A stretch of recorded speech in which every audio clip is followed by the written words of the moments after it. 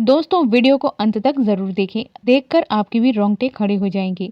मैं जिस घर में नौकर का काम करता था उस घर की मालकिन यात्रा पर गई थी और अपनी 15 साल की बेटी को मेरे पास छोड़कर गई थी। मैं भी दौड़ भाग कर उसका सारा काम करता था और जब रात होती तो मैं उसे अपने पास सुला लेता था। मालकिन ने भी मुझे इसकी अनुमति दी थी, लेकिन उस रात मुझे जिस चीज की कमी महसूस हुई इसीलिए मैं जाग गया। पर उस रात मालकिन ने मेरे साथ जो किया, वो मालकिन यात्रा पर जा रही थी, इसीलिए सुबह से ही मेरी जिंदगी मुश्किल में थी। वो बार बार मुझसे कह रही थी, रोहित मेरा पूरा घर तुम्हारे हाथों में है। जितना भरोसा मैं तुम पर करती हूँ उतना किसी और नौकर पर नहीं कर सकती। मेरा नाम रोहित है, मैं 24 साल का हूँ, लेकिन मैं 12 साल की उम्र से ही मालकिन के घर में काम कर रहा था, इसीलिए वो मुझ पर बहुत विश्वास करती थी। वो मुझसे हर बात खुलकर कहती थी। उन्होंने कहा, रोहित मैं अपनी बेटी अंजलि को घर पर छोड़कर जा रही हूँ, तुम उसका ध्यान रखना। तुम्हें पता है कि उसे नींद में चलने की आदत है, कुछ गलत ना हो। मुझे मालूम था कि अंजलि 15 साल की हो चुकी थी, लेकिन वो बहुत भोली और लाडली थी।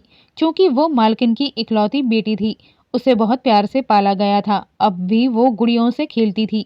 मैंने कहा, मालकिन आप चिंता मत करें, मैं अंजलि का ध्यान रखूंगा। लेकिन इसके बाद मालकिन ने जो कहा उसे सुनकर मेरे पैरों तले से जमीन खिसक गई। उन्होंने कहा, रोहित तुम अंजलि के कमरे में ही सो जाना। ये सुनकर मैं हैरान रह गया। अब तो अंजलि बड़ी हो चुकी थी, ये कैसे हो सकता है? मेरा दिमाग चकरा गया। मैंने कहा, मालकिन मैं एक छोटी लड़की के कमरे में कैसे सो सकता हूँ? आपको ये सोच समझकर बात करनी चाहिए, ये ठीक नहीं है। लेकिन उन्होंने जोर देकर कहा, रोहित मुझे कुछ नहीं सुनना, जो मैंने कहा है वही होगा। तुम अंजलि के कमरे में ही सोओगे। मुझे ये बात जरा भी ठीक नहीं लगी, लेकिन मैं बार बार उन्हें मना भी नहीं कर सकता था। पर मैंने मन ही मन तय कर लिया कि मैं अंजलि के कमरे में नहीं सोऊंगा। मालिक बहुत अमीर थी, उनके पास काफी जमीन जायदाद थी, जिससे उन्हें अच्छा पैसा मिलता था। उनकी इकलौती बेटी होने की वजह से उन्होंने उसे बहुत प्यार से पाला था। जब मैं इस घर में काम करने आया था तब मालिक जिंदा थे, वे सब साथ में बहुत खुश थे। लेकिन अंजलि के जन्म के कुछ ही महीनों बाद ही मालिक की मौत हो गई थी। मालिक की मौत के बाद मालकिन बहुत उदास रहने लगी। वो पागलों जैसा व्यवहार करती थी। वे कहती थी, मालिक अभी आ जाएंगे, और उस समय मैं सिर्फ 10 साल का था। लेकिन मालकिन की हालत देखकर मेरी आंखों में आंसू आ जाते थे। हालांकि जब अंजलि का जन्म हुआ तो धीरे धीरे उनकी उदासी कम हो गई। उन्होंने खुद को अपनी बेटी की परवरिश में व्यस्त कर लिया।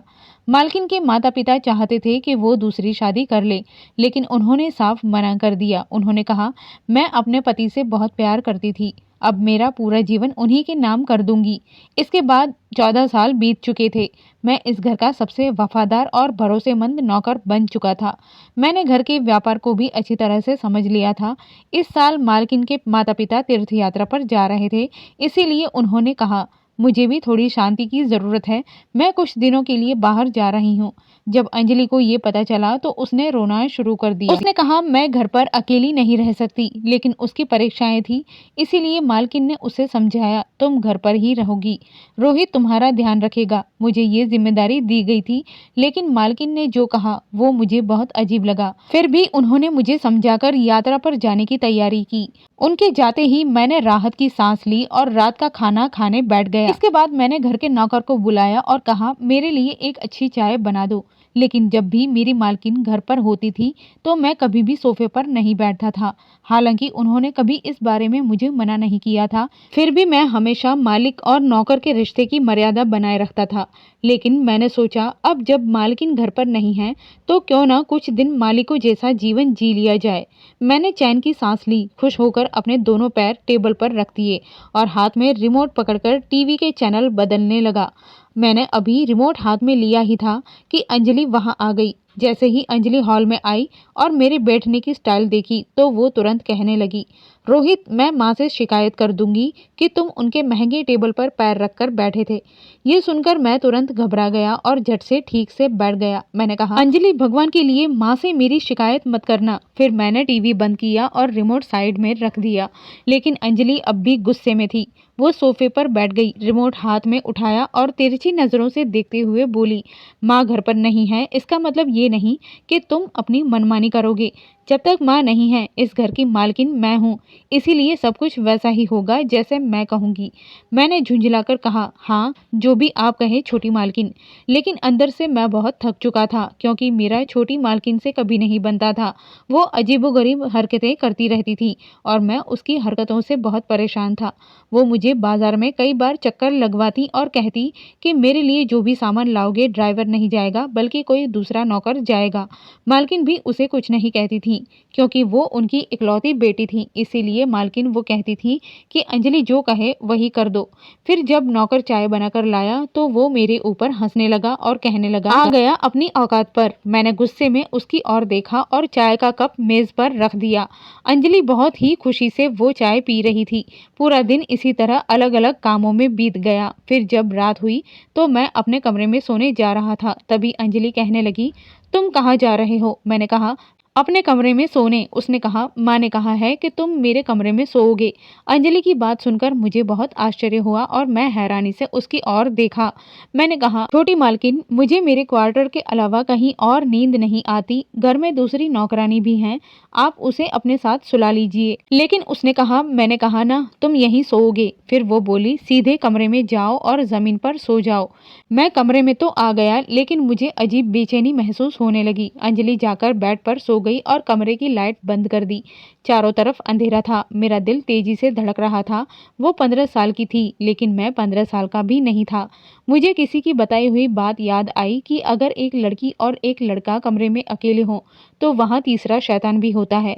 मुझे समझ नहीं आ रहा था कि मालकिन ने ऐसा क्यों कहा कि मैं उसकी बेटी के कमरे में अकेला सोऊं। अगर वो चाहती तो कोई नौकरानी भी उसके कमरे में सो सकती थी। कमरे में थोड़ी रोशनी थी। जब मैंने बेड पर सोई हुई अंजलि की ओर देखा तो मेरी नज़र उसके चेहरे पर टिक गई। वो सोते समय बहुत मासूम लग रही थी। अचानक मैंने अपनी नज़र हटा ली और आंखें बंद करके सोने की कोशिश करने लगा। मैंने सोचा कि इससे पहले कि कोई शैतान मुझ पर काबू पा ले मैं सो जाऊं। मैंने भगवान का नाम लिया और आंखें बंद कर ली। जब अलार्म बजा तो मेरी आंखें खुली। मैंने घड़ी देखी तो 7 बज चुके थे। मैं जल्दी से उठा और उसके कमरे से बाहर आ गया। अंजलि को स्कूल जाना था और उसका पेपर भी था। मालकिन ने कहा कि अंजलि को ड्राइवर के साथ अकेले नहीं भेजना है।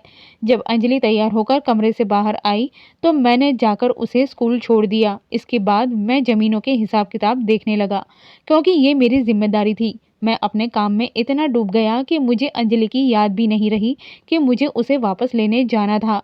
अंजलि की छुट्टी 12 बजे होनी थी और अब 2 बज चुके थे। जब मेरा फ़ोन बजने लगा और मैंने नंबर देखा तो मैंने देखा कि वो मेरी मालकिन का नंबर था।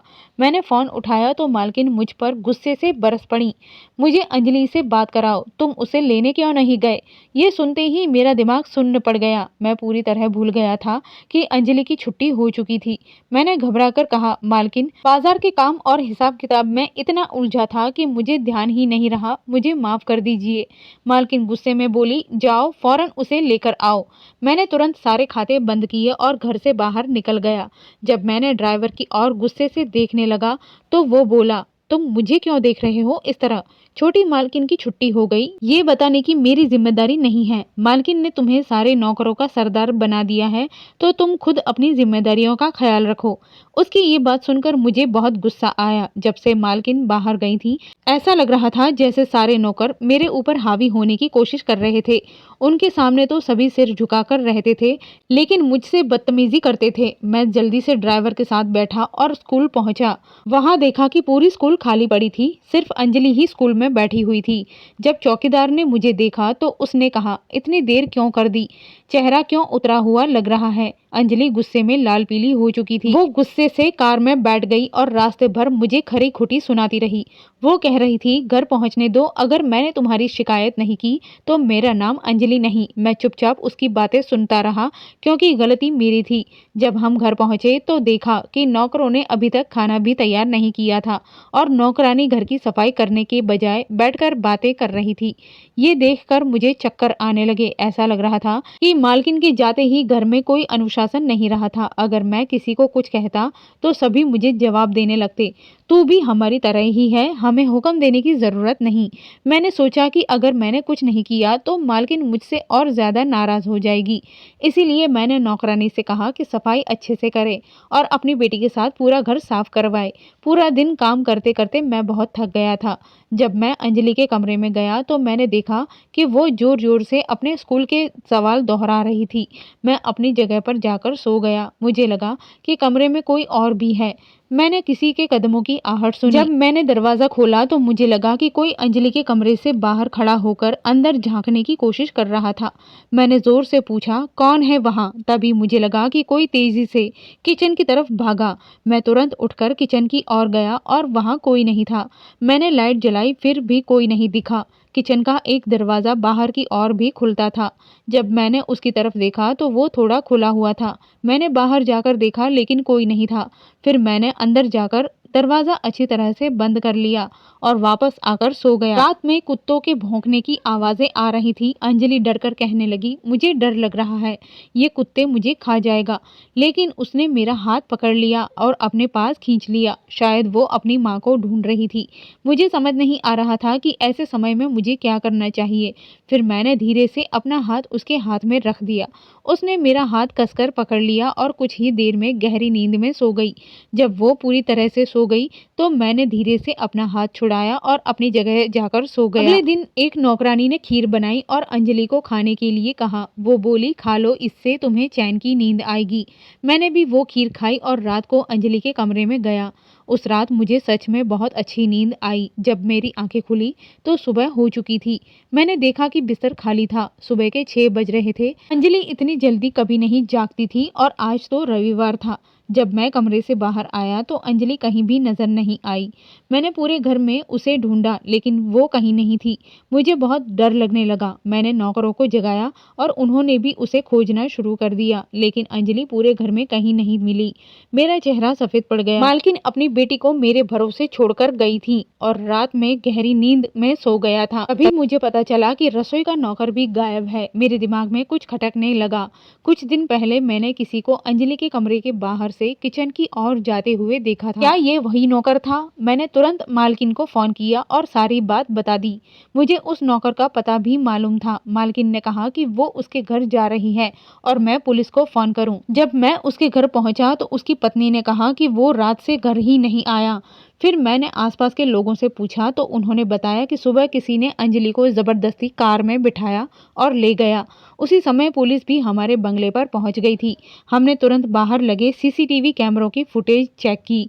फुटेज में साफ दिख रहा था कि वो नौकर अंजलि को जबरदस्ती कार में बैठा रहा था। गाड़ी का नंबर देखकर हमने उसका पता लगा लिया और पुलिस के साथ वहां पहुंच गए। वहां एक पुरानी बिल्डिंग थी। तभी मुझे याद आया कि उस नौकर ने मुझसे एक बार कहा था कि उसका एक दोस्त उसके इलाके में रहता है। हम जल्दी से वहां पहुंचे। पुलिस पीछे थी लेकिन मैं सबसे पहले अंदर चला गया। मैंने दरवाजा जोर से धक्का दिया और वो खुल गया। अंदर नौकर और 2 आदमी मौजूद थे। उन्होंने अंजलि को रस्सियों से बांधकर कुर्सी पर बैठा रखा था। अंजलि बहुत डरी हुई थी। उसे देखकर मैं बहुत गुस्सा आया। मैंने उन सबको खूब मारा और कुछ ही देर में पुलिस भी वहां आ गई।